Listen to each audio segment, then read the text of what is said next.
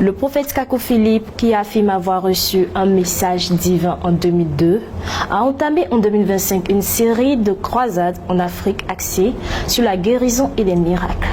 En mars, en Afrique du Sud, il aurait accompli plusieurs guérisons, notamment de personnes aveugles, paralysées et atteintes du VIH.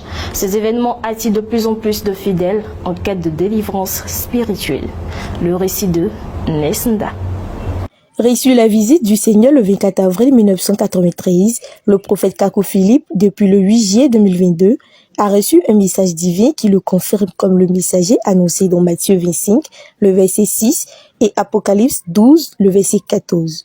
En cette année 2025, suite à de nouvelles révélations, le prophète Kako Philippe a entamé une série de voyages débutant par l'Afrique du Sud où il organise des croisades axées sur la guérison, la délivrance et les miracles. Ainsi, en mars 2025, il a tenu des rassemblements en Afrique du Sud. Lors de ces événements, de nombreux témoignages de guérison ont émergé. Et l'un des grands témoignages est celui d'une fille d'environ 20 ans, qui souffre de paralysie depuis 4 ans, qui a manifesté une grande foi. Et sa foi va marquer le prophète et l'auditoire. Elle est présente le 6 mars 2025. Ne pouvant pas se tenir sur ses pieds, elle est portée sur une chaise pour être amenée sur l'estrade. Mais dès que le prophète finit de prier, alors que les membres du service d'ordre veulent la soulever, elle refuse. Elle veut même saisir le manteau du prophète. Elle veut marcher à l'instant.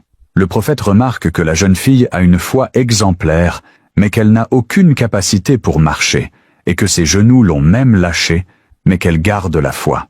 Alors, le prophète pose ses mains sur les genoux de la jeune fille et prie. La force vient de façon instantanée dans ses genoux. Elle sera le premier témoignage d'Acacia Hall à Pretoria, sur l'estrade à côté du prophète le 9 mars 2025.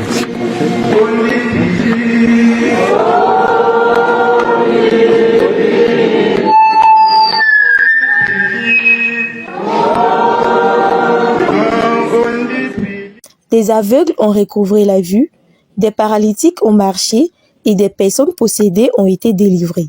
Plusieurs malades du VIH auraient également été guéris après les prières du prophète. Cette croisade a attiré un nombre croissant de fidèles en quête de guérison et d'espérance spirituelle profonde. Pour le mois d'avril, le voyage du prophète Kako Philippe en Afrique se poursuit au Zimbabwe. Amen.